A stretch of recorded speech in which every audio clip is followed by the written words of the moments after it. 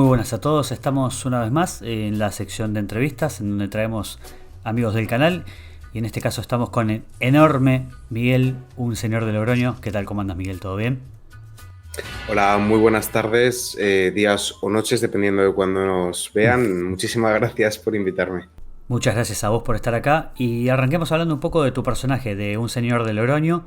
¿Cómo lo definirías y cómo definirías tu canal? Digamos, de difusión política, de debate, de blog. Yo en origen a lo mejor sí que tenía un personaje más caricaturizado. Me acuerdo que salía con sombrero porque yo veía a un tío blanquetero, veía a otros youtubers y pensaba que a YouTube había que venir con un disfraz o con algo.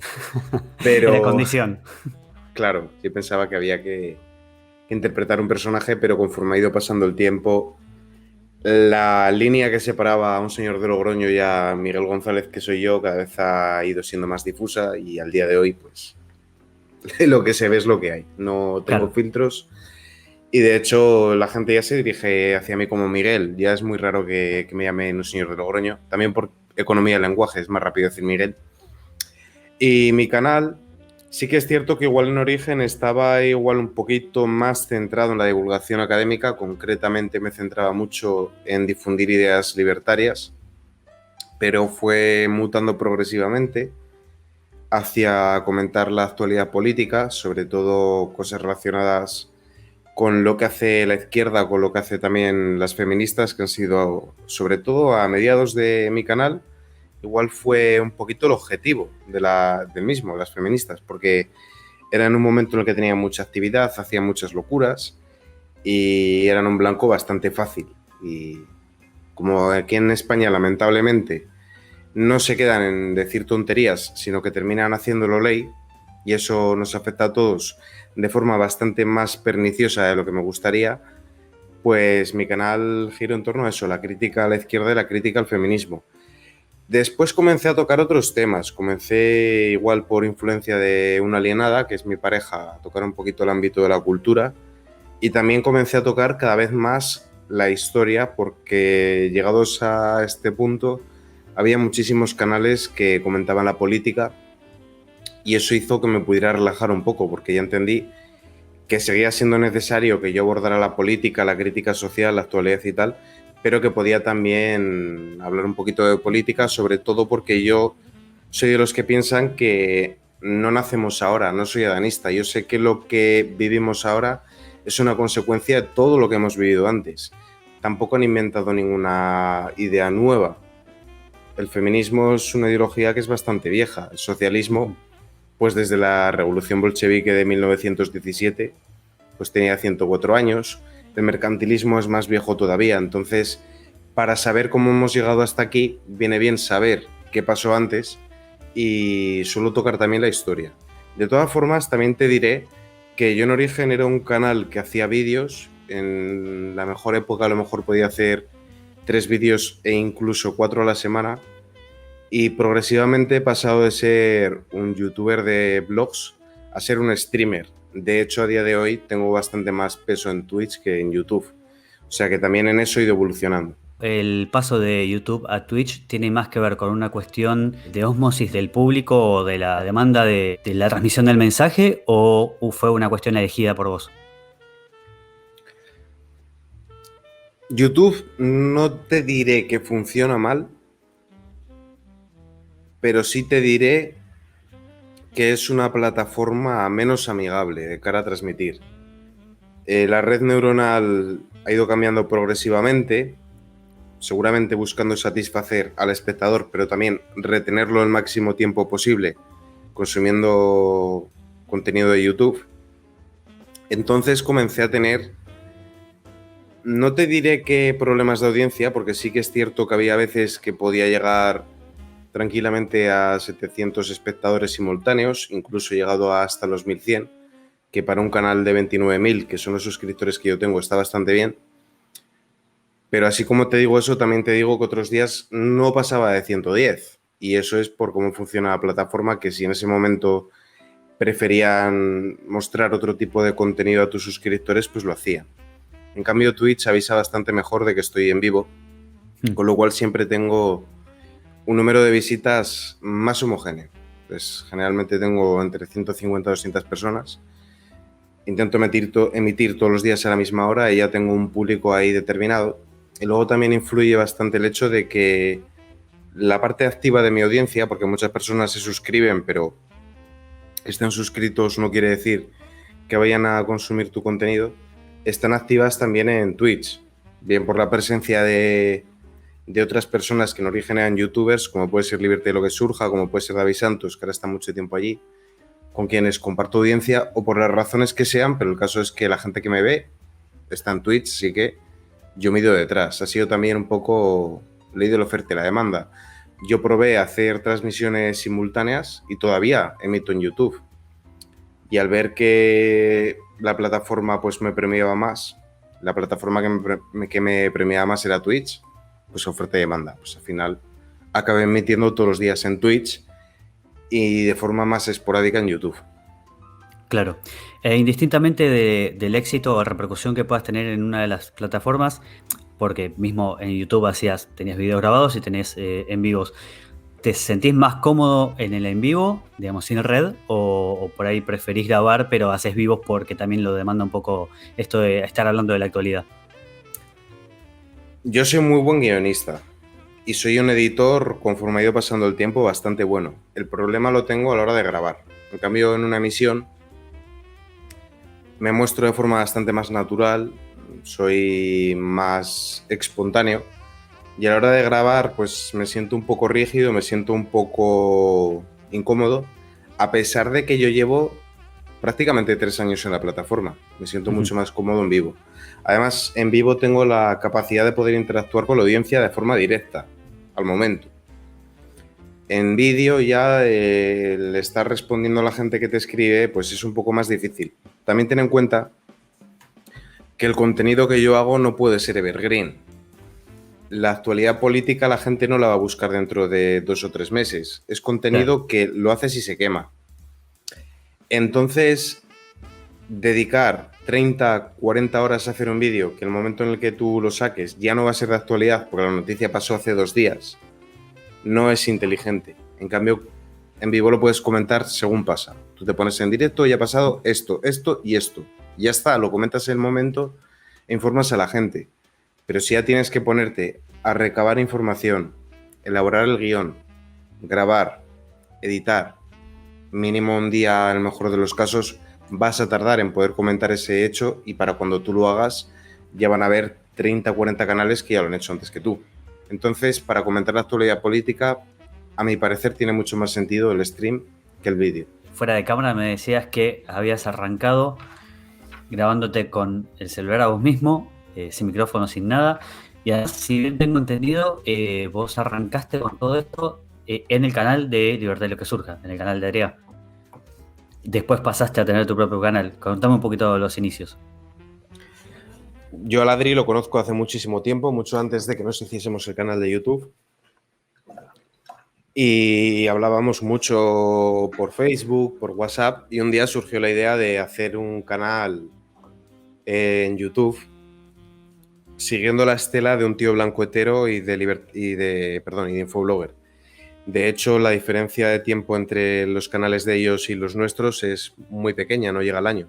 Al poco tiempo que empezaran ellos, empezamos nosotros siguiendo los pasos de ellos dos, de un tío blancuetero y de infoblogger. En origen, lo que hacíamos eran podcasts en el canal de Libertad de lo que surja, en el que participábamos más personas, pero conforme el canal de Libertad de lo que surja fue teniendo un carácter más personal, fue siendo más de Adrià. Bueno, el canal era suyo, pero bueno, ya me entiendes. Conforme fue teniendo más relevancia el contenido individual que él hacía, pues fue cobrando fuerza en mi cabeza la idea de hacerme mi propio canal. Y de hecho Adri me dijo, hazte tu propio canal. Y así lo hice. O sea, la diferencia de tiempo que hay entre el canal de Adri y el mío es de 2 semanas. O sea, no tardé mucho más. Ahora, yo empecé, lo que te decía, grabándome con el móvil y no editaba porque no sabía editar. Yo soltaba lo que se me pasaba por la cabeza. Hombre, primero pensaba a ver qué iba a decir, pero me equivocaba, tartamudeaba, cometía una serie de errores que a día de hoy no cometo y los subía así en bruto. Y luego pues ya pasé a grabarme con una webcam. me grababa con el debut, pero todavía no sabía editar, con lo cual también lo hacía del tirón. Después ya aprendí a editar un poquito con Sony Vegas, pero hacía una edición muy escueta, un poco naif, y luego ya conforme fui aprendiendo, pues hemos llegado al punto de ahora que si tengo que editar un vídeo, pues igual paso el audio por el Audacity y algunas cosas las hago con Sony Vegas, otras hago con el Premiere, incorporo mucho material audiovisual, o sea, es más calidad, pero claro, también es lo que te decía antes. Yo he sacrificado los vídeos, el formato videoblog, para poder hacer más directos. Prefiero invertir el tiempo en hacer directos porque me permite comentar la actualidad en el momento. Cosa que con un vídeo, pues mínimo vas a tardar un día y medio, para cuando lo hagas ya no es noticia, con lo cual no tiene sentido hacerlo en vídeos. Y ahora hago todo en directo. Pero sí, ahora sé editar mucho mejor. Una de las cosas buenas que ha tenido para mí el hacerme youtuber es el aprender a editar, también el aprender a diseñar, el aprender a hacer SEO. Eso para mí ha sido una ganancia. Y ha habido cierta evolución en la calidad con respecto a mis orígenes. Ahora, a nivel de cómo me comporto ante la cámara, en directo me actúo con total naturalidad. Yo soy exactamente igual en persona que en directo, pero en vídeo todavía soy muy rígido. No soy una persona buena en eso. Soy buen guionista, pero soy muy mal actor. Así que ahí pierdo bastante. Recién hablabas de, bueno, de un poco de divulgación histórica, un poco de divulgación académica. Cualquier persona que te vea sabe que estás muy empapado en política y que tenés bastante conocimiento histórico. ¿Qué estudios tenés? ¿De dónde, digamos, es autodidacta? Porque por ahí me decís, no, en realidad estudié origami y, y todo el resto de los conocimientos son autodidactas, ¿o no? ¿O estudiaste carreras al respecto? Estudié farmacia, que no tiene nada que ver con la política. Yo tengo el técnico auxiliar de farmacia para farmacia, la familia profesional de sanidad, y luego tengo el bachillerato. Eso es lo que yo he estudiado. Ahora tengo intención de iniciar la carrera de economía. Podría haber optado por historia, podría haber optado por ciencias políticas, pero prefiero la economía porque creo que lo puedo utilizar también en mi canal, al igual que las otras dos carreras, y además me abre una puerta por si el día de mañana no puedo seguir divulgando. La historia me interesa porque me entretiene. Es para mí divertido. Yo entiendo que para muchas personas es algo que se hace relativamente pesado, ¿no? Porque son muchas fechas, muchos datos, mucha información. Pero a mí sí me gusta. Concretamente a mí me gusta mucho la historia de España y de los países de la hispanosfera. Toda Hispanoamérica, Guinea, Filipinas, me interesa más. Seguramente porque puedo empatizar mejor con las personas que la protagonizaron. Pero bueno, también me interesa mucho la historia de Japón. Eso, la historia es que realmente me gusta más que la política. La política también la comento un poco como defensa propia, para defenderme lo que hacen los políticos, para protestar. Y es una cuestión más de... No estoy de acuerdo con cómo está comentando lo que pasa a los medios de comunicación, porque a mi parecer tienen intereses personales, tienen una línea ideológica, están en una especie de alianza con el Partido Socialista Obrero Español y no están informando, con lo cual siento que mi obligación es dar otro prisma distinto a lo que está ocurriendo. Seguramente esa sea la razón por la que yo hago lo que hago, pero realmente a mí la política me interesa, siempre me ha interesado también, pero me cabrea mucho. Yo con determinadas cosas me llego a enfadar y también muchas veces me genera cierto sentimiento de impotencia y de frustración el no poder llegar a mucha gente e informarles de lo que está pasando y ver cómo nos van aplicando leyes que son liberticidas, cómo nos suben los impuestos y ver cómo distraen a la gente con otras cosas, porque sé que es malo para nosotros, que estamos perdiendo soberanía como individuos, que estamos perdiendo libertad, que nos están empobreciendo. Entonces, ya te digo, yo lo comento prácticamente para defenderme de los políticos y para que la gente se pueda defender, porque para mí tener la información es muy importante y estoy agradecido de que gracias a Internet haya habido una revolución con la cual, ya no es el oligopolio de los medios de comunicación tradicionales el que ostenta el monopolio de la información. Ya está más democratizada porque ahora cualquiera con un micrófono y una webcam puede ponerse a emitir. Pero si en el futuro tuviésemos un país decente, dejaría de comentar la política. Si lo hago ahora mismo es porque siento que nos están atacando. Claro. Mira, con respecto a lo que decís de la democratización de Internet, fíjate 2 años de Internet en Cuba lo que hizo. Dijiste que tal vez si el país fuese diferente, vos dejarías de comentar política. Eh, ¿En qué se transformaría en ese caso tu canal? ¿Harías divulgación histórica o alguna cosa por el estilo? ¿Hablarías más de cultura? ¿De qué? Claro, yo cuando me abrí mi canal, de lo que te hablaba era pues más de lo estrictamente academicista, ¿vale? Yo en aquella época era bastante purista con las ideas libertarias. Venía de haber descubierto pocos años antes a Hayek, a Mises, a Rothbard, entonces estaba muy centrado en eso y mi idea era divulgar el libertarismo y dar a conocer a los autores austríacos a más gente. Luego yo entendí que muchas de las cosas que ocurren no es tanto un debate académico libertarismo versus estatismo que funciona mejor, sino que era más algo rollo Juego de Tronos o House of Cards. ¿Por qué Estados Unidos en un momento determinado se alía con China para debilitar a la Unión Soviética si China era comunista? ¿Por qué de repente Alemania firma un tratado con la Unión Soviética antes de la Segunda Guerra Mundial y se reparte en Polonia? ¿Por qué luego...? ¿Sabes? Eso, la geopolítica es algo mucho más complejo. Hmm. Entonces me di cuenta que ahora mismo mi función no tenía que ser tanto dar a conocer la escuela austríaca, que también es algo que no he descuidado. De hecho, generalmente explico por qué la libertad de mercado es mejor, por qué hay que respetar el proyecto de vida de los demás, por qué es bueno, por ejemplo, que haya libre porte de armas, que es un tema muy polémico con el que mucha gente no estará de acuerdo conmigo. Pero me ciño más a atacar a la izquierda, porque entiendo que ahora mismo es más importante ir criticando todo lo que hace el gobierno.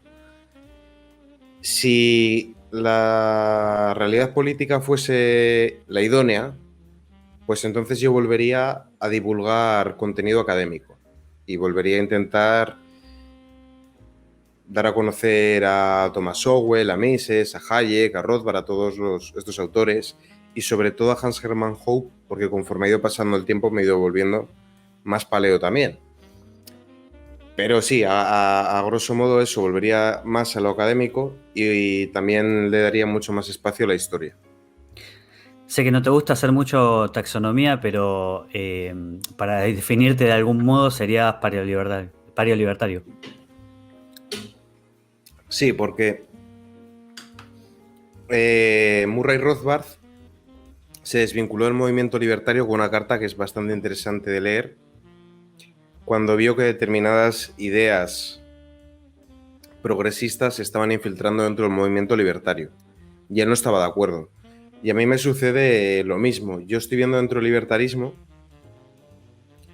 por una parte, que sí se justifica la intromisión del Estado para determinadas cosas, como por ejemplo decidir cuándo puedes acabar con la vida de un nasciturus y cuándo no. Yo no quiero darle esa libertad, esa libertad no, ese poder al Estado, o para hacer intervenciones militares o justificar determinadas cosas con las que yo no concuerdo. Y luego también veo que varias de las banderas actuales de la izquierda, que son colectivistas, que beben de esa dialéctica marxista, solo que ya tienen otro sujeto político, ya no sería el obrero, pero sí podría ser la mujer, sí podrían ser personas de X orientación, sí podrían ser personas de X raza, pues están teniendo mucha importancia dentro de algunos libertarios que intentan disputarse esas causas con la izquierda. Claro, eso choca con lo que yo creo que tiene que ser el libertarismo. Para mí el libertarismo va del individuo como sujeto político. No puede ir de la mujer. Yo no quiero hablar de feminismo liberal.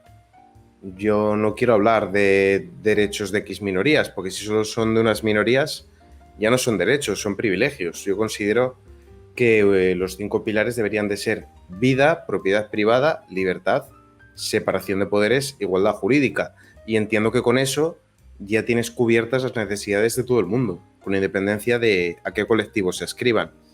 Entonces, como estoy viendo esas cosas que me chirrían mucho, y luego como también veo ataques injustificados hacia el catolicismo o el tradicionalismo o el conservadurismo como opciones dentro del ámbito privado, no como opciones que haya que imponer vía coacción estatal, como estoy viendo muchos ataques a los paleos, incluso al profesor Miguel Ancho Bastos Boubeta, que para mí es uno de los mayores referentes, pues yo no estoy cómodo con la etiqueta libertario, aunque ya te digo, es que no estoy cómodo con ninguna etiqueta, porque yo creo que el 99% de las personas que están siempre hablando de la etiqueta a la que se ascriben son personas que han renunciado a tener un pensamiento ecléctico.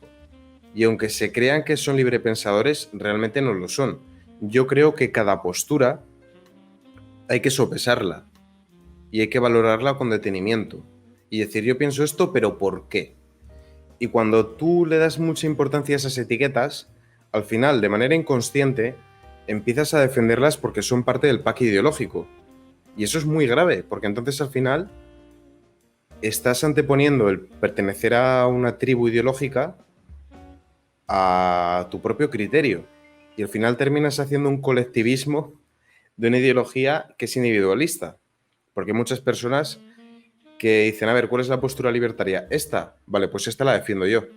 Y se dedican a decir, tú eres libertario, tú no eres libertario. Se ponen a dar carnets y a retirarlos. Y muchas veces aparecen personas que son mucho más estatistas que yo a retirarme el carnet. Por mil razones. Y yo no estoy de acuerdo con eso. Entonces, ya te digo, a mí siempre me ha interesado pensar por mi propia cuenta y sobre todo también entiendo que tú cuando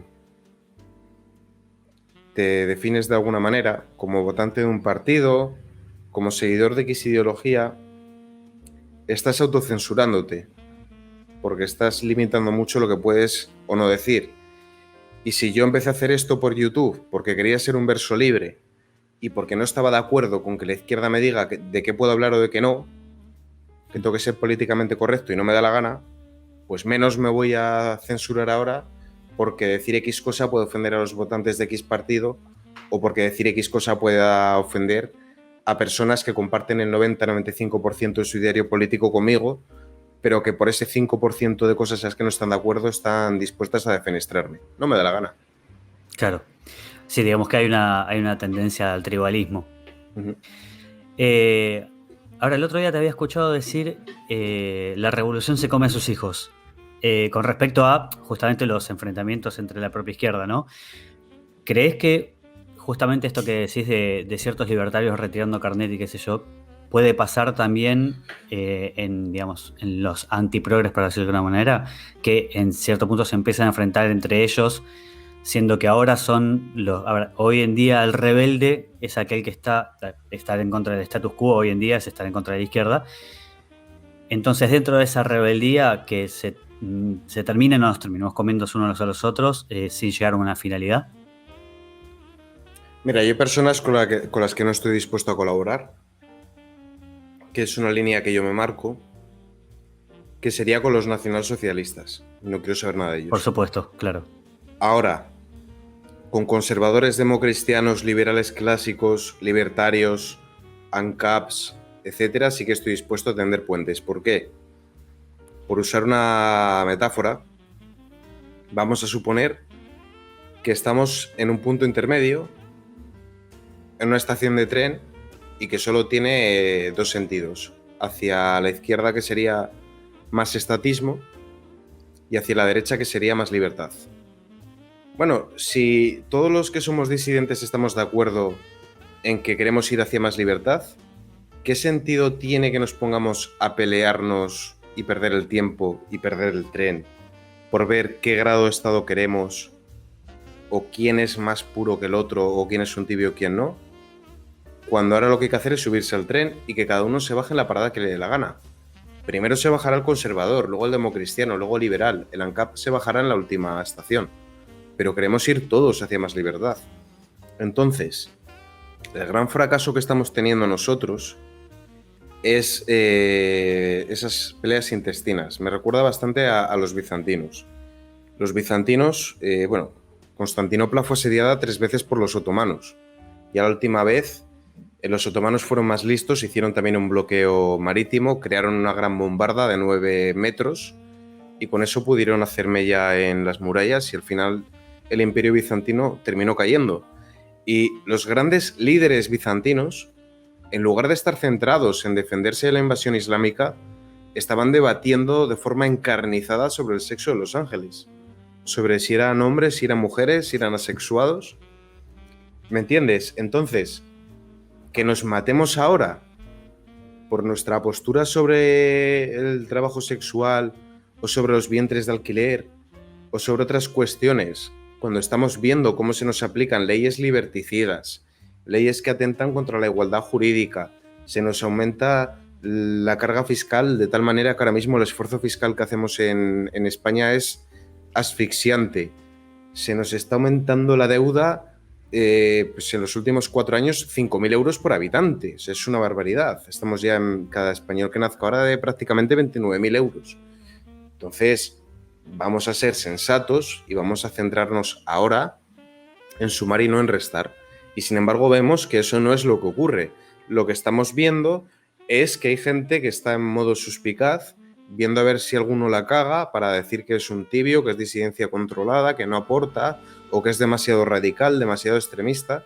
Bueno, precisamente que tengamos distintos comunicadores abre bastante el abanico y nos permite llegar a más gente y coordinar a esa gente para poder hacer frente a la izquierda. Yo, de todas formas, es algo que lo he visto en Argentina, que lo he visto en España, con comunicadores, pero lo veo también con partidos que son incapaces de ponerse de acuerdo, porque para unos los otros son muy radicales, para otros tal. Está pasando a todos los niveles y es malo cuando se anteponen intereses personales a lograr un objetivo, porque yo creo que eso, aunque ahora mismo vemos esa guerra entre queer y terfas, vemos esa guerra entre comunistas y socialistas, lo tienen claro. O sea, cuando surge el gran enemigo para ellos, que es el capitalismo, pues se ponen de acuerdo todos y arremeten. La prueba de ello es el gobierno que tenemos en España. Es un gobierno de todas las izquierdas, un gobierno de coalición. De hecho, no ha tenido Sánchez ningún tipo de reparo en apoyarse con herederos de ETA o con gente que no ha respetado la Constitución y ha dado un golpe de Estado. Y de hecho el propio Sánchez se ha pasado por el forro varios artículos de la Constitución. Se me viene a la cabeza el 15, el 17, el 18, el 20, el 116, el 31. Le da igual, no tiene ningún tipo de escrúpulos y la izquierda siempre suele plantear reglas viciadas para sus juegos. Entonces hay que tener cuidado con eso, pero vaya, que la izquierda, por más que tengan sus guerras de a ver quién está más oprimido, cuando tienen ante sus ojos a un peligroso fascista, que es como nos consideran a todos nosotros, pues se unen, y es lo que tenemos que aprender también nosotros, a unirnos un poquito más.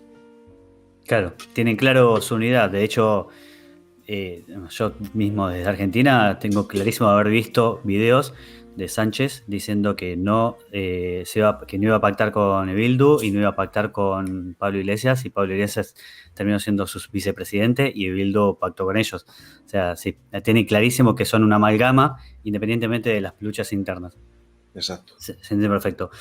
Algo que por ahí yo ya te escuché alguna vez decir, pero sería interesante que lo expreses un poquito: democracia o monarquía, y por qué. Mira, yo no creo que haya líneas rojas, excepto hacerle cosas malas a los menores, ¿vale? Ese tema para mí sí que tiene que ser un tabú, porque creo que debatirlo contribuye a desplazar la ventana de Overton y a normalizar hacer daño a los seres más inocentes que hay, que además son los que no se pueden defender, que son los niños. Esa es la única línea roja que yo tengo. El tema de la democracia, veo que se ha construido una especie de tótem, un tabú, una vaca sagrada, que nos han hecho creer que hemos alcanzado el cenit, que ya no hay nada más allá, que es el mejor sistema, y yo no estoy de acuerdo. Yo creo que la democracia es mejor que una partitocracia, que es bueno que haya separación de poderes, pero creo que hay determinadas cosas que no se deben poder votar. A mi parecer, no se puede votar que la mitad de la población tenga un trato desfavorable ante la ley, cosa que ocurre en España, que los hombres somos ciudadanos de segunda. Creo que no se puede votar, decidir que a una persona le vas a quitar más dinero.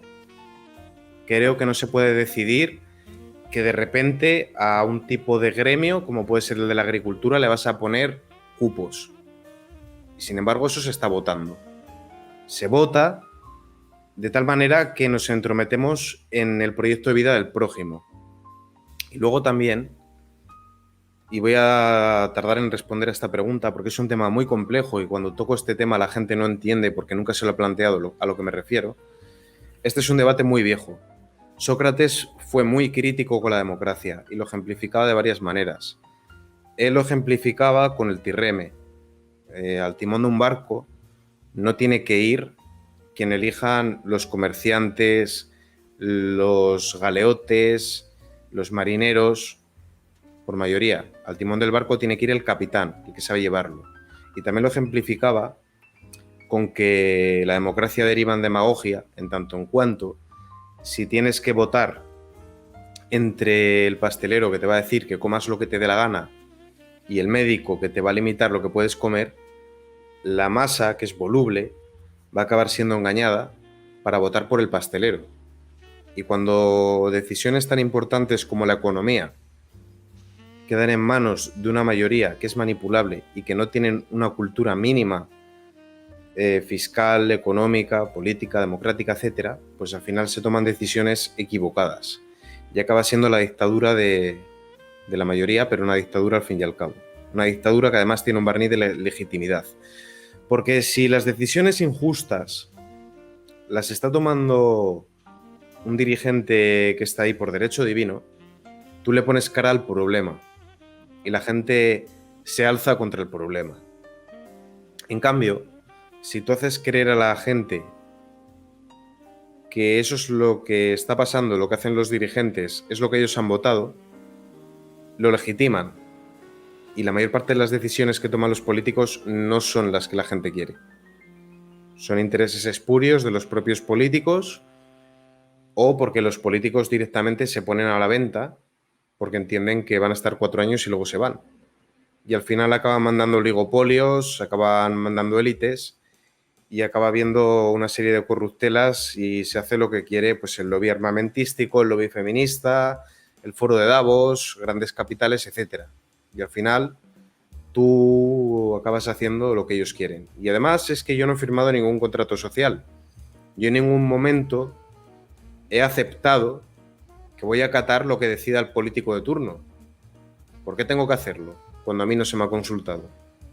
Porque supuestamente eso es lo mejor a lo que se puede aspirar, pero si es que tampoco se está debatiendo si la democracia es o no lo mejor, si es que se da por sentado y punto. Y luego aparte, el monarca generalmente entiende el país como algo propio, como una propiedad, como una casa, y lo intenta legar a su heredero de la mejor forma posible. Y nunca machaca a sus vasallos porque se le pueden rebelar. En cambio, en democracia, el político entiende el país como un alquiler y le da igual cómo quede para el que venga detrás. ¿Por qué no se hace una reforma de las pensiones? Porque es una patata caliente, porque es una política impopular. Entonces, ¿qué hacen? Generar deuda y aplazar el problema y que el que venga detrás lo arregle. Es que al final es keynesianismo puro y duro. A largo plazo todos vamos a estar muertos. Y al que venga detrás que se molesten en arreglarlo. Yo voy a hacer cosas populares, esto va a ser un concurso de popularidad, porque yo quiero que me reelijan y quiero seguir trincando el bote. Y al final lo que tienes es que se acaban aplicando políticas súper populistas que son malas para el país. Entonces, como yo he visto que en el modelo anterior nunca hubo un impuesto estatal del más del 10%, y en cambio ahora nos confiscan prácticamente la mitad de lo que producimos, pues hago la comparativa y veo que los países monárquicos funcionan mejor que las repúblicas en promedio, y además veo que cuanto más competencias se pueden votar, más libertad se pierde, y que a medio plazo pues esto es socialdemocracia y que cada vez el Estado va asumiendo más competencias. Porque primero te prometen que la sanidad sea pública, luego ya esto se queda corto, también la educación. Luego ya, a ver, ¿qué podemos prometer? Que queda muy popular. Abrir un aeropuerto, te acaban abriendo aeropuertos en municipios pequeños que no necesitan un aeropuerto. Ahora queda dinero esto, pues queremos un chiringuito para las mujeres, queda dinero ahora esto otro, pum, y se va cada vez teniendo un estado más elefantiásico y al final el contribuyente cada vez está más empobrecido. Entonces, no estoy de acuerdo con la democracia. Ok, ¿y crees que podría leerse como una especie de punto intermedio tal vez entre monarquía y democracia, tal vez el voto calificado? Yo no estoy a favor de voto calificado, porque yo creo en la igualdad ante la ley. Y si solo pueden votar algunos, el voto pasa de ser un derecho a ser un privilegio. Pero sí que estoy de acuerdo contigo en que la democracia podría funcionar mucho mejor. Yo creo que debería de haber constituciones que se restrinjan a defender la propiedad privada, a defender la libertad, a defender la vida, la separación de poderes y la igualdad ante la ley, y que se haga respetar la ley. Pero es que te da igual si tienes una constitución muy bonita, una carta otorgada, una constitución corta, una larga, una ideologizada, una no ideologizada, si la sociedad civil no vigila a los políticos. En España se ha vulnerado de forma reiterada la Constitución y los políticos lo hacen sin asumir ninguna responsabilidad porque la gente no sale a defender las leyes. ¿Puede funcionar mejor una democracia? Sí, una democracia que tenga una única circunscripción electoral y que tenga elecciones por una parte el Ejecutivo y por otra el Legislativo y que tenga plena separación de poderes, va a funcionar mejor que lo que hay ahora en España, por supuesto. Pero para lograr eso tiene que ser la propia sociedad la que fiscalice y audite lo que hacen los políticos. Tiene que haber una sociedad civil férrea que salga a la calle a protestar y que vigile todo lo que hacen los políticos. ¿Tenemos eso ahora mismo en España? No. También creo que parte de mi trabajo en YouTube es inculcar esa responsabilidad individual y esa desconfianza hacia el Estado en la sociedad. Y creo que voy por el buen camino, ¿vale? Porque entiendo que si mi canal crece, quiere decir que cada vez hay más gente que piensa como yo. Pero eso lleva tiempo. La democracia funciona bien si la sociedad funciona bien. Si la gente vigila al político, si la gente exige responsabilidad al político. Pero a día de hoy no tenemos eso. Ahora, con respecto a tu ideología política o tu ideal de modelo de gobierno, ¿crees que... A ver, voy a tratar de arrastrarte un poco ahora más al terreno de la cultura pop y de lo que va al canal. Igual es un terreno que sé que manejas perfectamente porque te he visto en Cinedrome. ¿Existe alguna película o serie que un poco represente, por ahí no a la perfección, pero un poco represente el estilo de política que te gusta? Cobra Kai. Mira, Perfecto, claro. Cobra Kai para mí fue un soplo de aire fresco, porque no solo no es políticamente correcta, sino que sale el tema y al tío se la suda. Y me parece maravilloso, porque él dice, yo soy como soy, ¿por qué tengo que adaptarme a este nuevo tiempo en el que pretendéis que haya espacios seguros y que yo no puedo decir algo, no vaya a ser que te ofendas? Yo entiendo perfectamente la diferencia entre ser sincero y ser un maleducado, porque hay gente que se escuda en la sinceridad para hacer comentarios irrespetuosos y ofender. Pero eso es una cosa, y otra cosa es que tú me impongas a mí tu derecho a no ser ofendido, porque tal derecho no puede existir en tanto en cuanto lo que es ofensivo deja de serlo, es una cuestión subjetiva. Y es un ejemplo que yo suelo poner. A lo mejor yo tengo un poco de sobrepeso y me ofende terriblemente que me llames gordo, y otra persona que verdaderamente tenga obesidad mórbida, si le llaman gordo se lo toma de forma jocosa y se refiere a sí mismo como el gordo. O un calvo, o un negro, lo que sea. ¿Vale? Hay negros que les da igual que les llamen negros y otros que les parece que es algo ofensivo y racista. Entonces, él se opone a esta generación de cristal. Y yo me siento identificado porque yo he sido de esa última generación en la que nos educaron de tal manera que si el profesor veía que tú no hacías bien las cosas, llamaba a tus padres y tus padres te castigaban.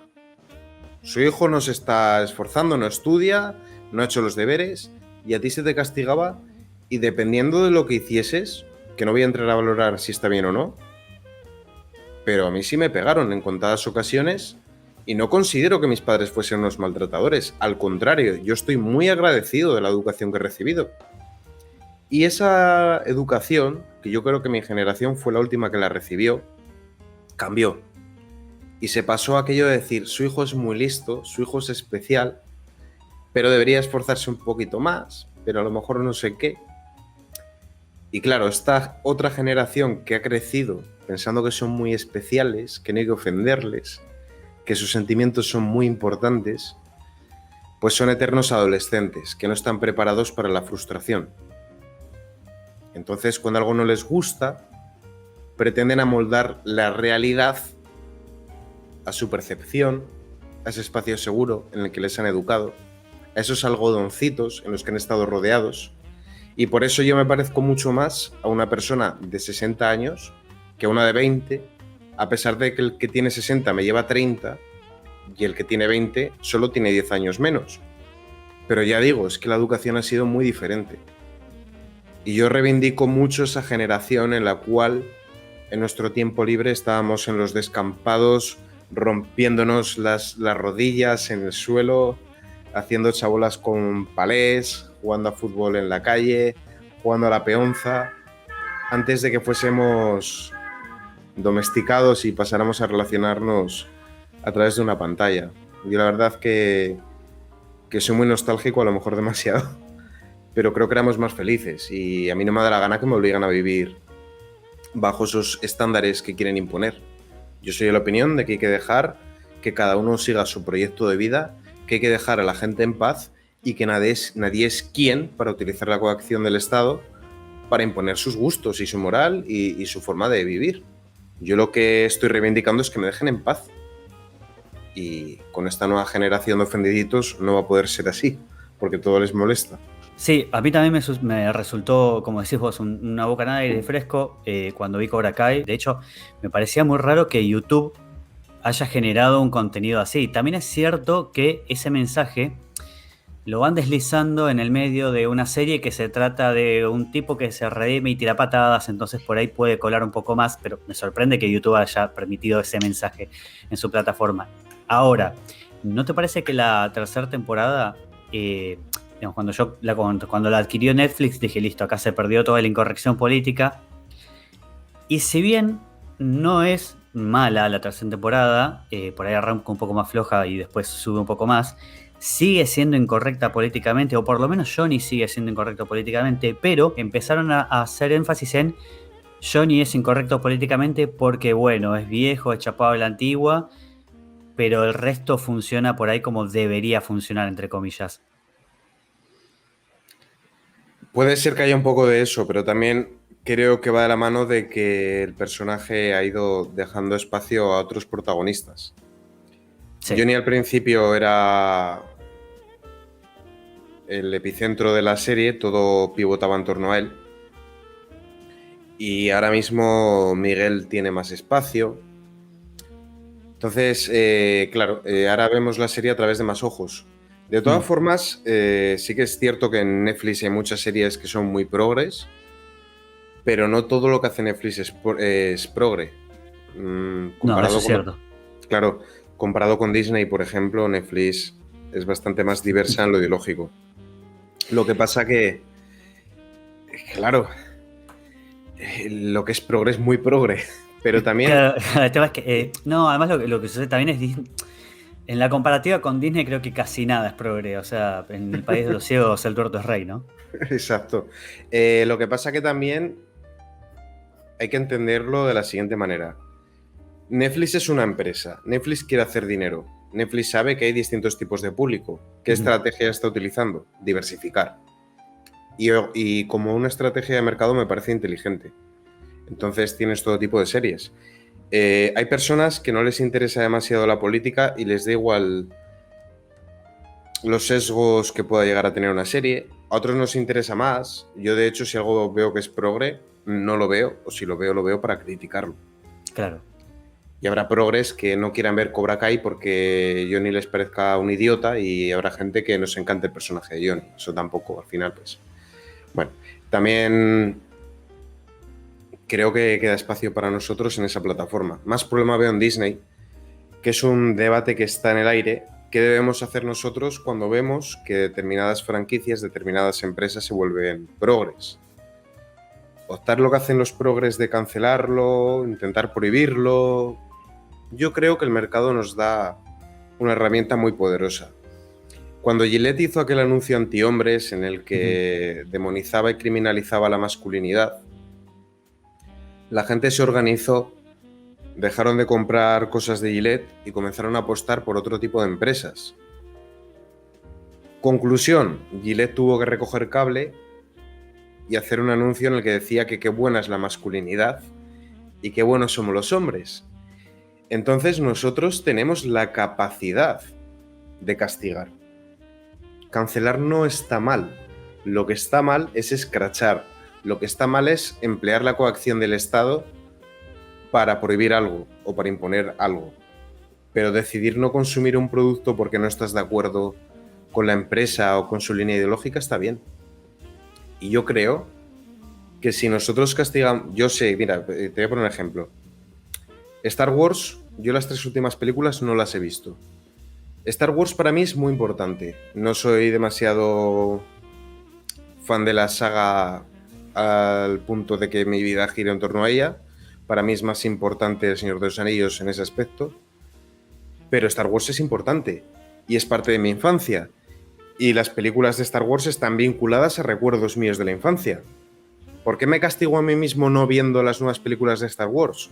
Porque entiendo que si yo, y más gente sigue mi ejemplo, no consumimos esto porque no estamos de acuerdo con lo que Disney hace, va a llegar un momento que les va a doler en el bolsillo. Si todo el mundo deja de consumir eso, va a llegar un momento que van a tener que decir, vale, si seguimos así, arruinamos la empresa. No merece la pena emplear este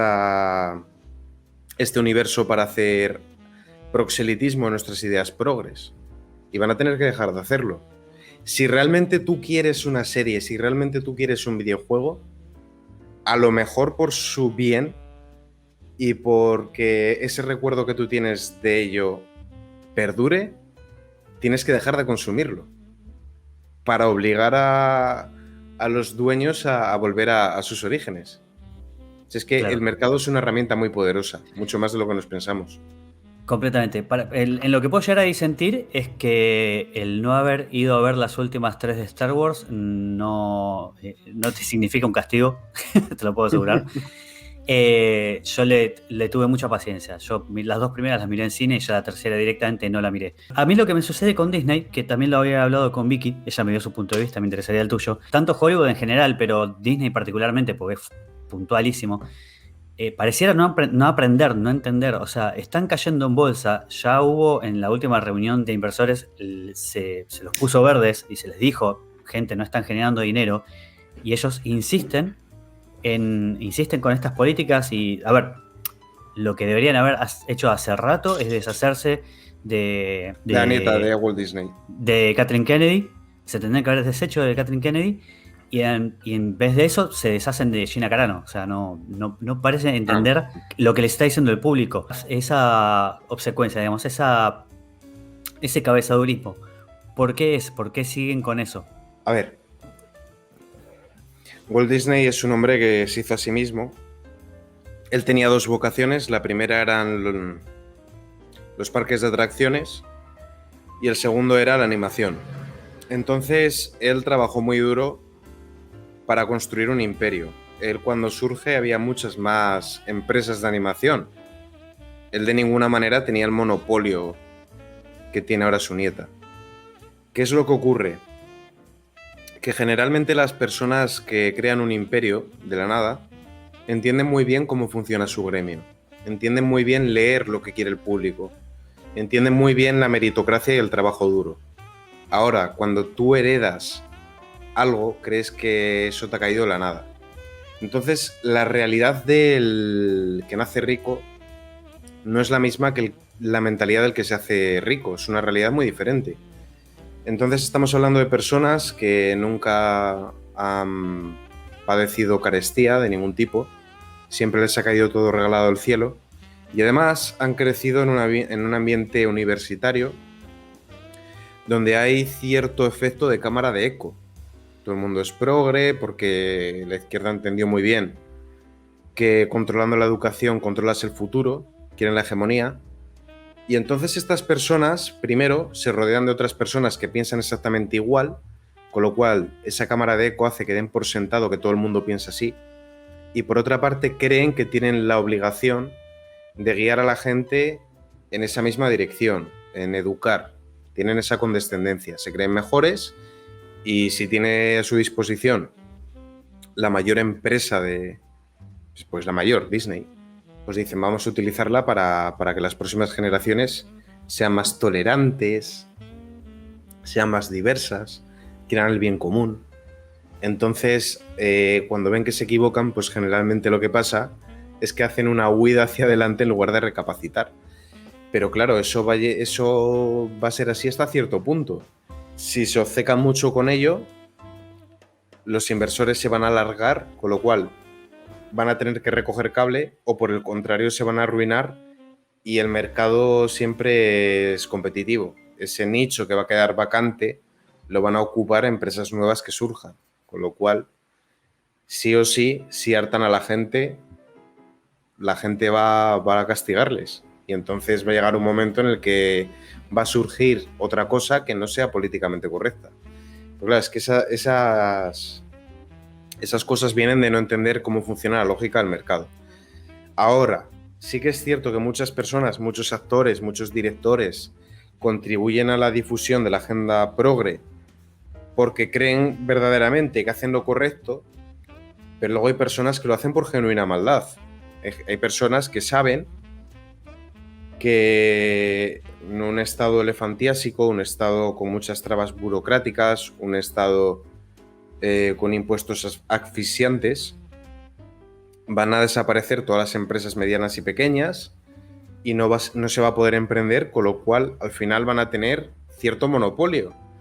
En un estado grande, el que ya es rico, el que ya está consolidado en el mercado, pues puede trasladar la sede fiscal a Irlanda, a cualquier país con una política fiscal atractiva, o puede traslocalizar sus empresas a otros países. Puedes poner el estudio de animación en la India, lo puedes poner en Corea, no tienes por qué tenerlo en Estados Unidos. A la empresa grande le interesa que haya un Estado intervencionista, le interesa que haya socialdemocracia. Al que no le interesa es a la clase media, al trabajador, al emprendedor. Entonces, sí que hay muchos que lo hacen por maldad, lo hacen porque saben que así pues pueden comprar a los políticos, pueden eliminar a la competencia. Muchos sí que lo hacen a mala fe. Claramente tenés una adepción a todos los temas políticos, historia, así que supongo que son géneros que en líneas generales te gustan en películas, series y demás, pero ¿son tus géneros preferidos? ¿Miras mucha política en cine, series? ¿No? ¿O cuáles son tus géneros preferidos? No, a ver, a mí me gusta más, generalmente me gusta más la animación. De hecho, lo que más, tampoco tengo ahora mucho tiempo, pero bueno, lo que más consumo es Rick y Morty, South Park. Ahora volví a ver otra vez Futurama. Y luego me gusta mucho, dentro de las películas, la fantasía. O sea, a mí lo que más me gusta son películas del estilo de El Señor de los Anillos, series como Juego de Tronos. Y luego ya, pues también películas ambientadas en el Imperio Romano o en la Edad Media también me gustan bastante. Incluso aunque no sean de fantasía y tengan cierto rigor histórico. Esos serían los géneros que más me gustan a mí. Pero El Señor de los Anillos... Y mira que soy bastante crítico con Peter Jackson, le critiqué bastante en el Cinedrome del Señor de los Anillos, pero me parece la mejor trilogía. No puedo decir lo mismo del Hobbit, lógicamente, es un horror, es un despropósito, pero sería lo que más me gusta a mí. Te voy a decir por qué.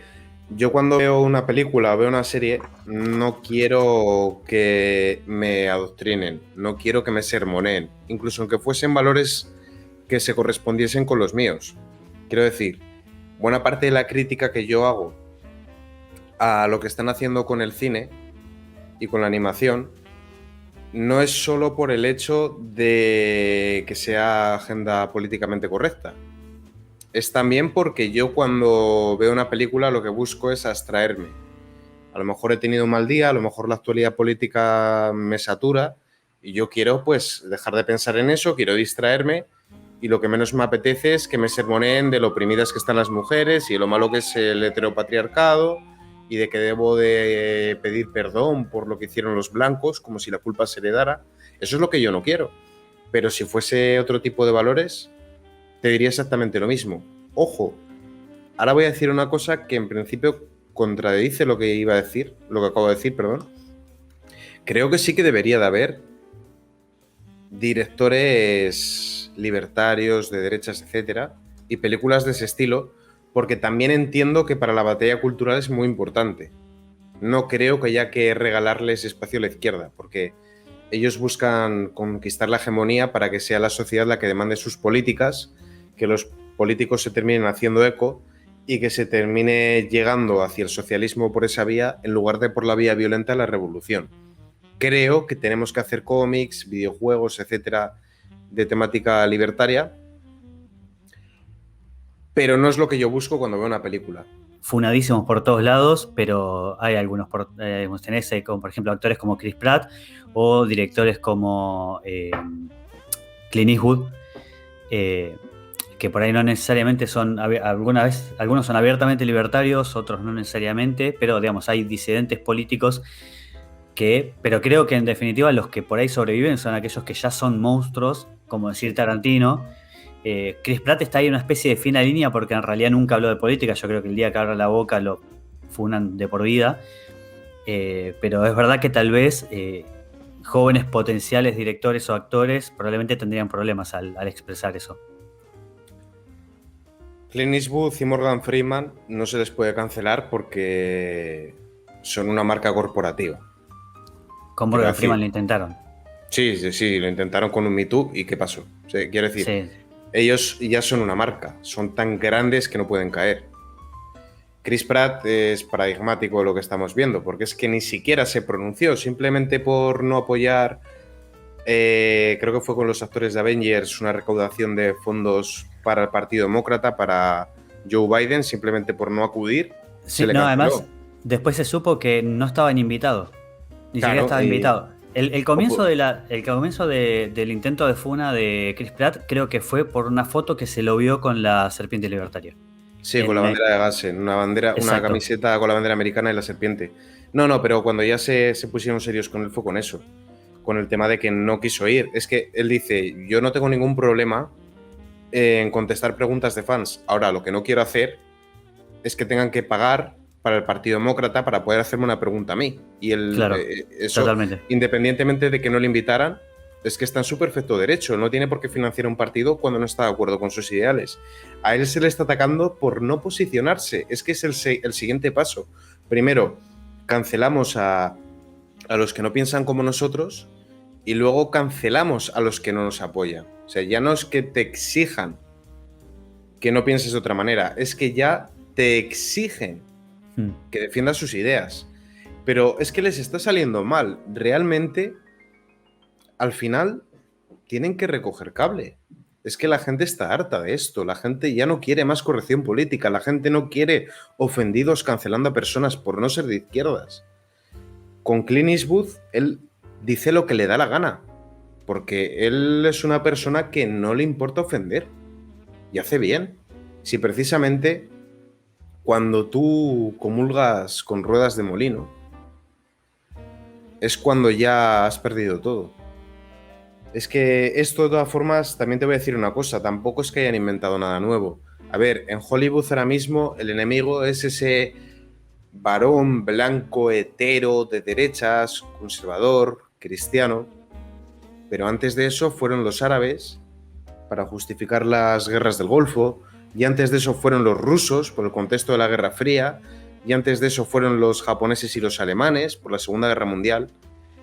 Siempre el poder ha entendido que el cine es una poderosísima herramienta propagandística. ¿Cómo se ganó la guerra de Vietnam? La guerra de Vietnam se ganó con Rambo, porque los resultados que hubo de esa guerra fueron desastrosos. ¿Cómo lo están ganando ahora el relato progresista? Haciendo películas progres, haciendo series progres. Ahora ya Sabrina se enfrenta al patriarcado. Tal Sí, cual, y te lo dice. Que ojo, yo también entiendo que si te va el pan de ello, pues al final no puedes comprar la comida con patriotismo, no puedes comprar la comida con libertad. Yo claro. entiendo que en determinados gremios pues te toque callarte, porque si tú optas por significarte políticamente, te van a condenar al ostracismo, vas a perder contratos, como le ha pasado, bueno, en el caso ya de Johnny Depp es que es todavía más dantesco, porque el hombre ni siquiera es que se haya significado políticamente, simplemente ha sido por lo que ha sido, pero bueno, es que sí, que al final cuando no eres como ellos quieren, pues te dejan de llamar para trabajar, pero yo pienso que siempre hay otras alternativas. Están los crowdfunding, ellos también tienen capital para emprender otro tipo de proyectos, están las plataformas digitales. Yo pienso que van quedando espacios. Yo creo que algo se puede hacer. Y creo que Cobra Kai es un ejemplo de ello. Cobra Kai no ha sido que haya llegado una gran promotora a hacer algo, no, ha sido un proyecto de YouTube en primera instancia y de Netflix en segunda instancia. Ahora se están abriendo, nuevos espacios para poder crear contenido. Hay que aprovecharlos. Tal cual. O sea, ¿vos creés que hay una posibilidad de cine, series disidentes? Totalmente. Y de videojuegos. Ahora mismo, con conocimientos de programación y recursos bastante limitados, tú puedes hacer un buen juego renunciando tal vez a los gráficos, pero es que ni siquiera hacen falta gráficos buenos. Cuando Mohan desarrolló Minecraft, era un juego de cubos. Luego ya se agregó la redstone y eso ya hizo que las posibilidades fuesen casi infinitas. No necesitas millones y millones y millones de euros detrás. Si tú tienes una buena idea, puedes llevarla a cabo. No sé, tampoco va a ser siempre todo así. Hay incluso juegos para teléfono móvil que son bastante buenos, que son entretenidos. Yo creo que ahora es el mejor momento para plantar cara a las grandes industrias. De hecho, fíjate, yo no tengo las visitas que pueda tener un canal de televisión, pero si lo extrapolas tampoco es algo mal parado. Y la inversión que yo he hecho ha sido en total de unos 3.000 euros. Portátil, monitor, micrófono, aro de luz, webcam, y estoy haciendo lo que hacen otros con un plato de televisión, con directores, con guionistas, con especialistas en efectos especiales. Con muchísima menor inversión estoy haciendo lo mismo. Quiero decir, el momento de competir es ahora. Sí, además, con respecto a la comparativa de la televisión y YouTube, hay algo que los diferencia muchísimo. Ahora, yo trabajé durante 17 años en televisión y ahora estoy trabajando para YouTubers al mismo tiempo que trabajo para televisión. Es un poco, conozco los dos ambientes. Y algo que tiene el público de televisión es que, además de que es mucho más sesgado y nunca sabes exactamente, no hay no hay un perfecto conocimiento de quién te está viendo. Hay mucho del rating que es falso. A ver, por ejemplo, ¿cómo se maneja acá en Argentina? Acá en Argentina existe una empresa que se llama Ibope, que tiene completamente monopolizado la medición de ratings. Antes había otra que se llama Mercados y Tendencias, pero la terminó absorbiendo. Y se basan en el último censo argentino, que ya de por sí está desactualizado. Lo dividen en familias tipo, después les reparten unos aparatos que se llaman People Meter, donde la gente, cada uno que va a ver la televisión, marca su número, su código, que cada uno, el padre tiene uno, la madre tiene otro, el hijo tiene uno y la hija tiene la otra. Uh-huh. Y en base a esos números súper sesgados en donde, por ejemplo, cada 100.000 habitantes reparten 10 aparatos, 100 aparatos, no me acuerdo exactamente el número ahora, es algo súper sesgado que le da una idea de supuestamente quiénes están viendo la televisión en ese momento. Ya de por sí es bastante sesgado. Y además el hecho de que misteriosamente los canales de mayor poder adquisitivo, cuando necesitan un boost de números, ese boost de números aparece, y cuando tienen que responder a cierta cuestión política, también los números de golpe responden. Así que claramente lo que tiene YouTube, que me parece que sucedió lo mismo con Spotify y la música, es que los números son absolutamente reales. La gente que te mira a vos es gente que te mira a vos y te busca a vos y te cliquea a vos. Independientemente si estaba de acuerdo o no, pero hay gente que te está mirando y decidió mirarte. Lo mismo pasó con la música. Los top de música de Spotify no son los que se escuchan en los 40 principales de la radio.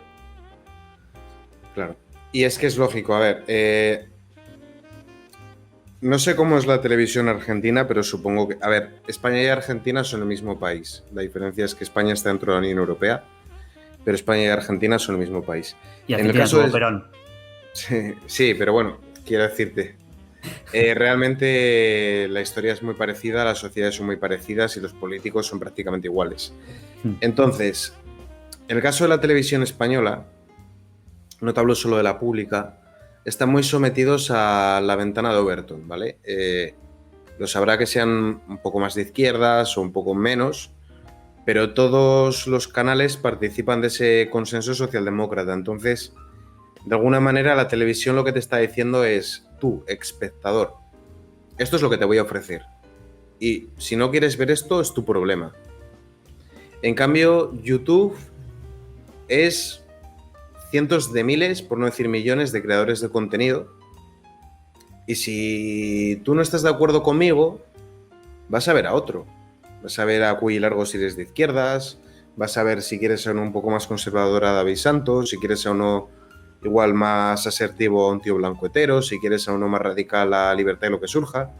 Puedes elegir. O si directamente no quieres en ese momento ver algo de política, coges y te pones a ver un canal de gatitos o un canal de gameplays o un canal de cocina.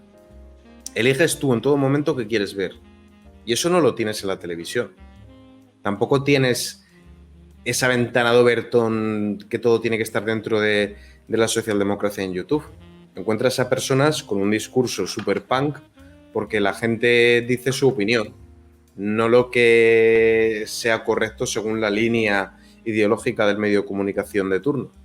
Entonces, si la televisión no se adapta a eso, la televisión con el tiempo va a acabar desapareciendo. Y cuando las empresas de publicidad entiendan que es más lucrativo anunciarse en un canal de YouTube que anunciarse en la televisión, ya está, la televisión cae.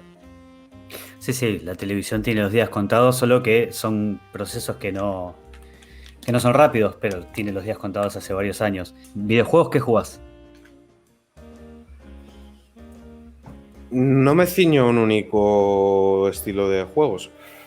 A ver, tuve una época en la que me tuve que desintoxicar de League of Legends porque la verdad que igual me tocaba entrar a trabajar al día siguiente, igual me tenía que levantar a las 5 de la mañana para entrar a trabajar a las 6 y resulta que me quedaba jugando al LOL hasta las 4 de la mañana, dormía una hora y media a trabajar. Lógicamente eso no puede ser.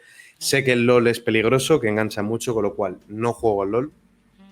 ¿LOL jugabas, digamos, partidas sueltas o competitivo? Partidas, a ver, yo no soy bueno al LOL. Mi main era Darius, es el único personaje que sé jugarlo bien. Solo sé jugar en top. Al final intento apostar por crear un Darius semi-tanque, pero que haga bastante daño. Creo que el Darius para hacer pentakills funciona bastante bien.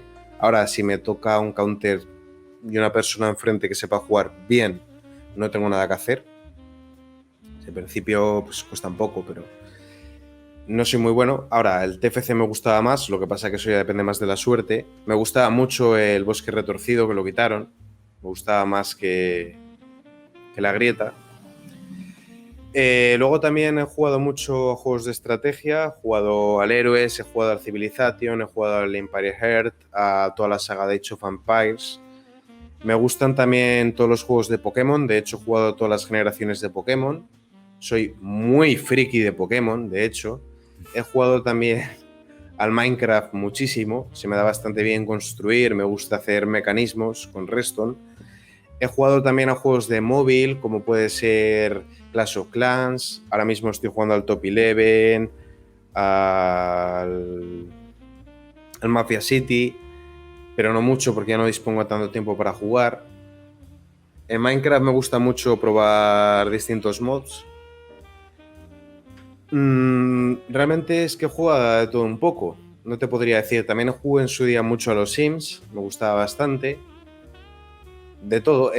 También Zelda, Spyro, Sonic. He jugado a muchas cosas. El tema de Pokémon, de todas formas, también hay un factor nostalgia muy fuerte. A ver, a mí Pokémon... Recuerdo que a mí me coincidió el cumpleaños con la primera comunión. Entonces me regalaron una Game Boy Advance, un juego de Tetris y el Pokémon rojo. Y Pokémon es que fue un boom. Había cosas de Pokémon en todas partes. Hasta en las patatas fritas te venían tazos de Pokémon. Entonces yo lo viví eso muy fuerte. Luego también el coleccionar, pues bueno, está bien. A nivel competitivo sé hacer equipos bastante buenos de Pokémon, pero tampoco te diría que es mi especialidad el competitivo. Pero claro, es que es como el estar esperando que salga el próximo juego, comprarlo y jugarlo es algo que tiene que ser así. De todas formas, también considero que la franquicia se está yendo poco a poco a la mierda. Para mí, el cenit de Pokémon fue el Pokémon Blanco y Negro y el Blanco y Negro 2. Eso fue ya el mejor lore, juegos de Pokémon con una historia muy buena, que tardas mucho tiempo en pasarte el juego. Y ya de ahí el XY pues fue malísimo, acabas el juego en 25 horas, la historia no es muy buena. Esta última, la basada en Galar, el Espada y Escudo, la historia era una porquería. Sí que es cierto que el mundo abierto lo compensaba un poco, pero a mi parecer Pokémon, muy a mi pesar, se ha convertido en un objeto de mercado. Quieren sacar un juego cada año, da igual si es bueno o malo, es el juego anual de Nintendo ya. Game Freak no puede hacer nada para frenar a Nintendo en ese aspecto. Y los diseños cada vez son peores y sobre todo el lore es una basura. Pero bueno, aún así lo seguiré jugando de momento hasta que ya diga, mira, esto es infumable y no quiero saber nada de la saga. Bueno, y ya para ir finalizando, vamos a un ping-pong corto de preguntas y respuestas. ¿Qué personaje te gustaría interpretar? Puede ser de lo que sea, películas, series, libros. Un personaje que decís, a mí me gustaría actuar de. Igual apuntando muy arriba, me gustaría interpretar en una película bien hecha El Señor de los Anillos a Glorfindel. Eso sería, a lo mejor estoy apuntando muy arriba. Estaría muy bien. Y Podés también apuntar lo arriba que quieras, vi que eligió Sailor Moon. No. Tiene que ser de El Señor de los Anillos, sí o sí. O también, si hiciesen una película más adulta de imagen real, un poco estilo Detective Pikachu, pero de cómo llegar a ser un maestro Pokémon, pero más oscuro, que los Pokémon se hagan daño de verdad y que haya una organización criminal de verdad, como el Team Rocket. No te digo el de la serie, que la serie es una mierda, te hablo de rollo el manga o los videojuegos. Y así con tintes más oscuros me gustaría interpretar ese personaje de una persona que es maestro Pokémon de verdad, no como Ash, porque yo detesto a Ash, no lo soporto, a Takeshi. A mí me gusta mucho más rojo y no me gusta Ash. Lo considero muy vamos a sacar una serie para dar a conocer los nuevos Pokémon y vender videojuegos. No, yo te hablo del manga, más adulto.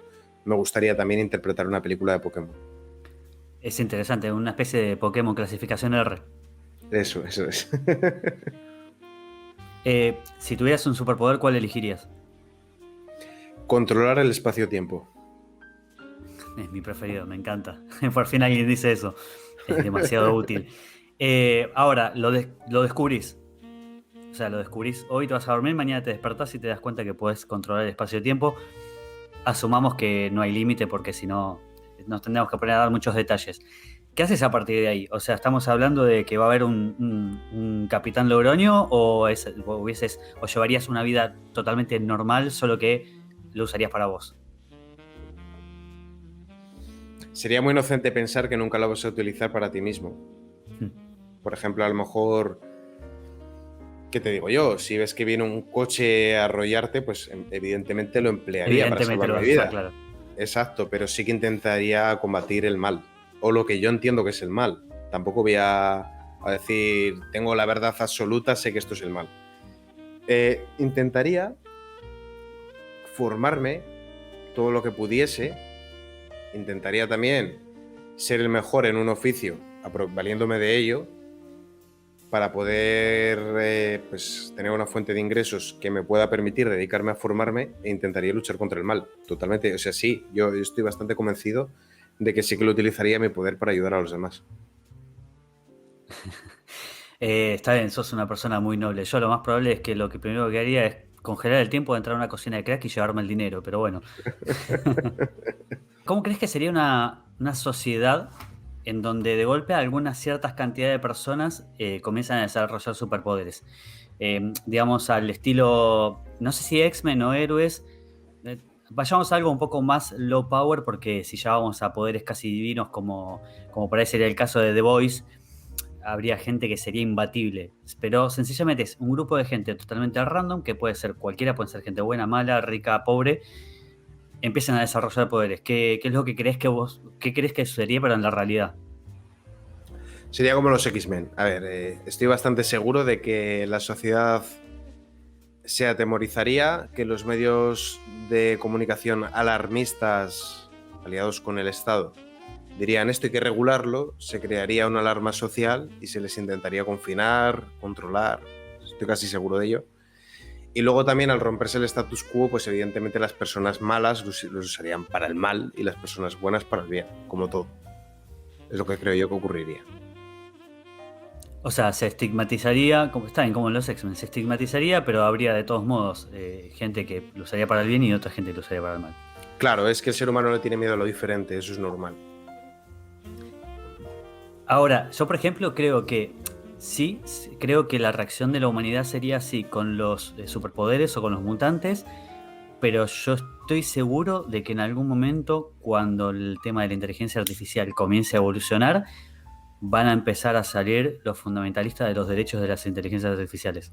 Pudiera ser, pero también puede haber, a ver, lo que también puede pasar es que haya una nueva corriente ludita que cree miedo, que vienen las máquinas, que nos quitan el trabajo, esto hay que regularizarlo de alguna manera, hay que limitar hasta qué punto se puede desarrollar la tecnología, hay que pagar más impuestos si utilizas un robot, es lo que creo que ocurrirá. A ver, cuando tú no entiendes que la riqueza se crea y se destruye y lo ves como algo limitado y que si alguien tiene más es porque otro tiene menos, la consecuencia lógica de ello es que quieras ponerle trabas al que tiene más. Entonces yo veo más probable que se intente limitar la inteligencia artificial y solo puede haber este tipo de IA, solo puede haber este tipo de robots, solo puede haber esto, que lo otro que también acabará dándose, seguramente. Ahora, si las IAs llegan a tener conciencia, autoconciencia y saber cuál es su lugar en el mundo y comenzar a cuestionarse y ser creativas y tal, la línea que separa a un ser humano de ellas estaría mucho más difuminada porque sería solo algo, una cuestión biológica. Y si sienten dolor, tristeza, tienen autoconciencia y tal, supongo que sí que habría el debate de si tienen que tener o no derechos. Sí, Es a ver, complejo, sí. creo, sí. No, es interesantísimo. Creo que, para empezar, a lo que decíamos, si empieza a haber regulaciones sobre cuál IA debe ser y cuál IA no debe ser, lo más probable es que termine Suiza con androides al estilo Detroit Become Human y en Argentina vamos a tener a Citripio. Pero sí, está claro, y en eso estoy completamente de acuerdo, que cuando la IA ya llegue a la capacidad de sentir, digamos, claramente no es que se difumine, sino que va a desaparecer la diferencia entre nosotros y ellos, porque, bueno, creo que la transhumanidad, no como se la conoce ahora, sino la transhumanidad con respecto a la IA, es un debate que si la tecnología avanzara, porque últimamente en los últimos 5 o 10 años tuvimos un parón impresionante, si la tecnología siguiera avanzando no es una discusión que está demasiado lejos, creo que es súper interesante y así como está, como decimos, el androide que por ahí empieza a tener conciencia de sí mismo, también estaría por otro lado la persona que está a punto de fallecer y podría tranquilamente trasladarse a un androide y seguir vivo. Con lo Sí, cual, oye, además. Sí, sí, sí. sí, pero no acaba, perdón. No, que además también se va a dar otro tema ahí que si el día de mañana podemos llegar a pasarnos a un androide y seguir vivos eternamente, se tendrán que empezar a hablar de la cantidad de números de personas que puede tener el planeta. Yo no soy maltusiano. A ver, entiendo lo que me quieres decir. Los recursos serían en teoría finitos, pero se ha dado la circunstancia de que la creatividad humana y el desarrollo tecnológico, sobre todo a raíz del capitalismo, ha hecho que la tecnología avance a gran velocidad de tal manera que los recursos ya no se producen de manera aritmética, sino geométrica, con lo cual, antes de que se acabe el carbón, nosotros pasamos al petróleo. Antes de que se acabe el petróleo pasaremos a otra cosa. Queda mucho espacio. Está también ahí abierto el melón de la conquista espacial, que llegará un momento en el que el ser humano salga de la Tierra, luego otro en el que salga del sistema solar. Es la consecuencia lógica de la evolución de la tecnología. Y luego cuando los límites entre la medicina, la biología y la tecnología desaparezcan, pues habrá un debate bioético de lo que se puede hacer y lo que no. Yo entiendo que no puedes hacer un clon para extraerle los órganos. Entiendo que sí puedes transmitir tu conciencia a un androide para perdurar. El ser humano siempre ha buscado la inmortalidad. De hecho, las mejoras en la higiene y en la medicina no han ido tan encaminadas a paliar el dolor que causa la enfermedad, sino en la dirección de prolongar la vida humana. Si se puede prolongar la vida humana haciendo que tú puedas trascender en un androide, pues se acabará haciendo y que cada uno decida cuando ya no quiere seguir. Yo entiendo que eso sería lo lógico. Ese debate bioético yo no estoy preparado para abordarlo ahora porque no tengo una formación sólida y porque habrá muchos interrogantes, pero se acabará dando y me parece necesario. Ya digo, yo creo que el límite estaría pues en crear vidas para destrozarlas. Crear un robot orgánico para esclavizarlo, que tenga autoconciencia, eso está mal. Eso está mal. Todos estamos de acuerdo en que está mal. Crear un robot que facilite tu vida para que puedas vivir más años, ¿por qué no? Claro. Y, por ejemplo, algo que en realidad no se me había ocurrido cuando estábamos hablando de esto, pero lo planteaste, entonces abordémoslo 2 segundos más. El hecho de, vos dijiste, no se puede hacer un clon para extraerle los órganos. Ahora, si el clon no es consciente, si es sencillamente un cuerpo igual al mío, solamente que con los órganos funcionales a diferencia de los míos, por ejemplo. Es que eso no tiene, a mi parecer, pudiendo hacer de forma más barata y sin abrir ese melón un órgano.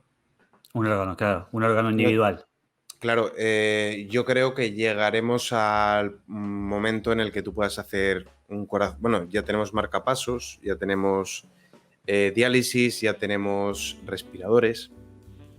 No creo yo que tardemos mucho en desarrollar pulmones, corazones, riñones, etcétera, artificiales. Entonces, pudiendo solventar con tecnología, con maquinaria, ese problema, un proceso tan tedioso como es criar un clon hasta los 20 años, pero desprovisto de la parte del cerebro que crea los recuerdos o conciencia y tal, pues ¿para qué? Entonces, Sí, creo que sí, la tecnología está más cerca a crear un órgano tecnológico y que funcione, de hecho, mejor que el original. claro. Entonces, Digamos, claro, yo veo más cerca el día en el que haya personas con todo tipo de prótesis y órganos artificiales que eso. Entonces, también te digo una cosa, creo que ya se han hecho clones humanos en secreto probablemente en China. A ver, es que estuve investigando en su día, es que el ser humano, es que la ciencia también tiene que tener unos límites éticos. Stalin fue el primero en intentar hacer híbridos de chimpancé con ser humano. Los chimpancés que utilizó eran demasiado jóvenes. Luego probó con un orangután, pero el orangután ya no está tan cerca de nosotros. Luego hay rumores de que en China sí que se llegó a desarrollar ese embrión híbrido de chimpancé con humano. Entonces, claro, cuando tú ves que se están creando híbridos con chimpancés y se cuenta con tecnología para hacer clones, ¿qué te hace pensar que en un laboratorio clandestino del Partido Comunista Chino no se ha hecho un clon humano? Es que yo creo que contando con la tecnología, que la tenemos, y habiendo personas como han habido, como el doctor Mengele, Pues claro que se habrá hecho, lo que pasa es que no lo sabemos, es que nosotros siempre conocemos la punta del iceberg. Hay cosas que se desclasifican, por ejemplo, se desclasificó que el gobierno estadounidense empleó a bandas neonazis para hacer atentados en Italia y culpar a los comunistas. Entonces, eso en Estados Unidos que desclasifican las cosas, pues te acabas enterando, pero en China, que es lo que es. Entonces, se habrán hecho burradas que no sabemos, pero a patadas. Si podemos reemplazar órganos con órganos que funcionan mejor, ¿por qué no voy a querer que todos mis soldados tengan piernas que corren más rápido, brazos que rompen cosas más fuertes, ojos que disparan con mayor efectividad? Es un poco posapocalíptico, un poco, no posapocalíptico, sino rollo cyberpunk. Pero está bien, qué sé yo, son preguntas, en realidad son preguntas que todavía no se pueden responder porque no estamos de frente a ello, pero bueno, el día de mañana pueden llegar a suceder. Hombre, a ver, si yo tengo una predisposición genética a desarrollar un cáncer y vía tecnología puedo someterme a una terapia genética que me cure ese cáncer y yo voluntariamente quiero, ¿por qué no? Si yo quiero, ¿qué te digo yo? Para sortear la vejez, sustituir mis huesos por titanio, yo qué sé, y eso me va a prolongar la vida, ¿por qué no hacerlo? Si puedo eliminar el ARN, sanear mis telómeros, lo que sea, ¿por qué no hacerlo? El daño que causa pues la oxidación a las células, ¿por qué no hacerlo? Ahora, lo que yo sí vería mal es que el ente estatal utilice el monopolio de la violencia para obligar a sus soldados a ser cyborgs de combate. Eso sí lo vería mal. Yo creo que la línea es la voluntariedad. Claro, perfecto.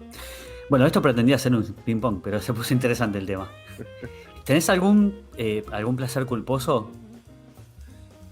No diría tanto placer culposo, pero bueno, a ver, yo el género musical de las tiraderas dentro del rap es algo que me gusta escuchar. A lo mejor no pega mucho con el concepto que tiene la gente de mí, pero a mí ver a dos raperos puertorriqueños echándose mierda el uno al otro me entretiene.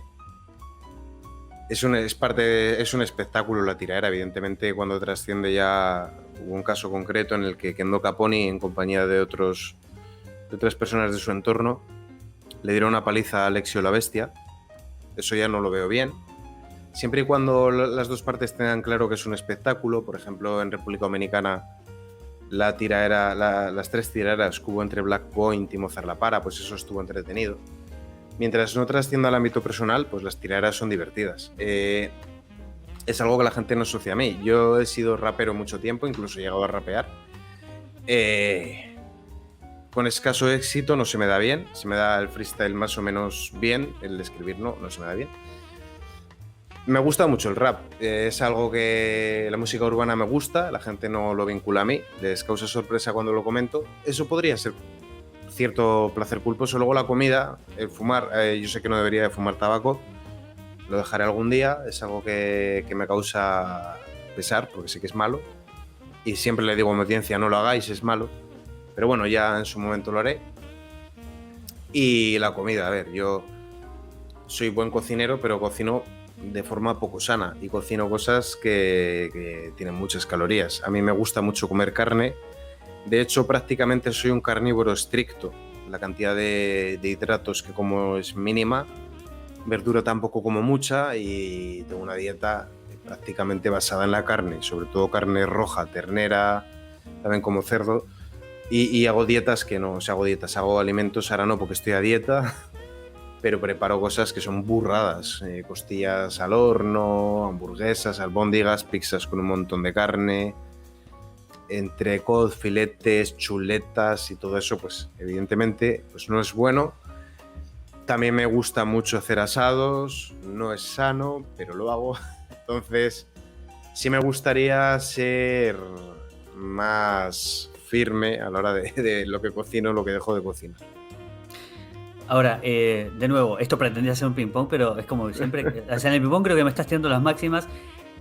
Si algo que no hubiese esperado jamás que me dijeras es que rapeabas, voy a pedir que lo hagas, pero contame un poco más de eso, cómo surge, resulta bastante sorpresivo.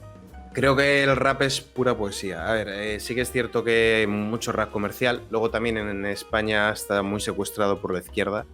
Los raperos que hacen activismo en su inmensa mayoría son de izquierdas, pero el rap antepone el mensaje al ritmo pegajoso, ¿no? A lo comercial. Un reggaetón al fin es pum, pa, pum, pam, pum. Bailas, ritmo pegajoso, se acabó. Una letra fácil. Cumple su cometido, es algo que lo puedes poner en la discoteca, no te exige pensar. Y en cambio, bueno, hay excepciones, hay canciones de reggaetón que son buenas, evidentemente, pero en general no lo son. Y en cambio el rap permite transmitir mensajes filosóficos muy profundos, reivindicaciones políticas muy fuertes. Entonces, yo creo que los jugulares del siglo XX y XXI han sido los raperos. El trabajo que hay detrás de escribir una canción de rap, porque además la mayor parte de los raperos son autodidactas, es increíble, y creo que parte del alma del rapero está en la canción que hace. No es lo mismo un grupo musical pop, que al final tiene detrás un promotor musical que va a diseñar el grupo, va a diseñarle también la melodía, va a escribirle la letra, el cantante se limita a hacer lo que le mandan, luego eso tiene un proceso en postedición a través del autotune y a través de sintetizadores, y al final pues sirve para lo que está hecho, que es escucharlo sin pensar. Hay canciones comerciales que son bastante buenas, pero ni de broma se acerca a las capacidades cognitivas que necesitas para hacer rap. Y raperos que son auténticos genios, que no están valorados como deberían, y yo cuando admiro algo lo que intento es emularlo. No te digo copiar, pero por ejemplo yo sí veo lo que hace Infoblogger en el ámbito que toco ahora, que es la creación de vídeos de YouTube. Yo digo, hostia, qué tío más bueno, voy a estudiar porque lo hace tan bien. Me fijo e intento aprender. Lo fácil es decir, vamos a destruir a esta persona porque es mejor que yo. Si hay mucha gente que opta por esa filosofía. No, yo creo que puede ser muy enriquecedor estudiar a las personas que son mejores que tú. Y en el tema del rap es lo que yo intentaba hacer. Yo tenía una serie de artistas de cabecera, todos ellos caribeños. Yo he consumido muchísimo rap venezolano, puertorriqueño, dominicano. Considero que es pura poesía lo que hacen, que son unos genios en su trabajo, concretamente, fíjate, por hablar de una mujer, que no todo van a ser eso sí que hay meritocracia, una mujer buena va a promocionar, una mujer mala no le van a dar un puesto por una cuota. Y se me viene a la cabeza, por ejemplo, Mely Mel, en República Dominicana. Esa rapera seguramente está entre los 5 mejores raperos en español que hay. Gabilonia, en Venezuela, muy buena también. Luego también raperos hombres, Mozart La Para en freestyle es un genio. El Pope, el difunto Cancerbero de Venezuela, muy bueno también. Enciclopedia. Luego está también Requesón, que era parte del grupo Guerrilla Seca. Está también Chrysler, que junto con Kilimanjaro formó aquel grupo que se llamaba La Comarca, muy buenos. Luego está Lápiz Consciente en República Dominicana, Tosi Crow, que el tío es bastante rojo pero es muy bueno. Hay raperos que son brutales y es un deleite escucharlos, sobre todo analizar la letra. No tanto la base musical, a pesar de que hay personas como Cromoex que hacen bases muy buenas, pero sí que hay raperos con unas letras que son brutales. En el caso de España tenemos a Santa Flow, que además puedo decir que lo conozco y es un grandísimo exponente con reivindicaciones de derecha muy fuertes. Está también G-Babe, que yo lo seguía desde mucho antes de que él se posicionara políticamente, cuando él estaba en Block Royal. Luego en Madrid tenemos a Invandra, tenemos a Excese. En España hay raperos muy buenos. Y la verdad que para mí el rap es el mejor género musical en tanto en cuanto ahí está la creatividad del autor. Y la letra pues es muy profunda. Bueno, últimas 2 preguntas. Mañana un señor de Logroño gana las elecciones. Primer día de gobierno. ¿Cuál es tu primera acción como presidente? O sea, tú obviamente no lo quisiste porque no crees en la democracia, pero no importa, sos presidente. ¿Qué es lo primero que haces? Abolir la democracia. No, es broma. Lo primero que haría sería aprobar una ley orgánica por la cual automáticamente todos los medios de comunicación públicos se liberalizan y salen a concurso y no se puede subvencionar a ningún medio de comunicación privado, ni desde las instituciones públicas ni desde ningún partido político. Excelente. Al segundo día te prenden fuego. Ahora, supongamos que alguien invade mi canal y casi de supervillano hace esas transmisiones mundiales, porque para los villanos hacer transmisiones mundiales es facilísimo, tiene una conectividad de puta madre. Estos próximos 10, 15, 20, 30 segundos, lo que te explayes, se van a transmitir al mundo entero. ¿Cuál es tu mensaje para el mundo? Wow. Lo que yo le diría a la gente es, querido amigo, no esperes que venga un líder mesiánico a resolver tus problemas. No confíes en vendedores de crecepelo que te propongan soluciones mágicas. Responsabilízate de tus actos, porque nadie te va a dar 10 si primero no te quita 100. Tienes que ser responsable, tienes que fiscalizar lo que hacen los que están arriba, tienes que auditar lo que hacen los políticos y tienes que intentar promocionar por méritos propios. Pero eso para lo bueno y para lo malo. No permitas que venga alguien a mantenerte como si fueses un animal doméstico, pero tampoco permitas que venga nadie a quitarte lo que te has ganado tú mismo con esfuerzo. Excelente. Y encima mirando a cámara. Muchas gracias, Miguel. Suscríbanse a su canal, suscríbanse a este canal, viralicen mucho esta entrevista y muchas gracias por estar acá. Gracias a ti por invitarme, por contar conmigo. Y lo de mirar a cámaras, que tengo aquí los dos monitores, la cámara está justo en el medio y voy alternando entre mirar un monitor y el otro. Y muchas veces descuido que hay que hablar a la cámara porque la cámara es lo que ve el espectador. Pero bueno, intentaré... Pero no te preocupes, que el mundo vio ese mensaje como debía ser. Si quieren apoyar a este proyecto, pueden hacerlo vía Patreon o PayPal. Y como siempre, muchas gracias por estar ahí. Nos vemos en el próximo video.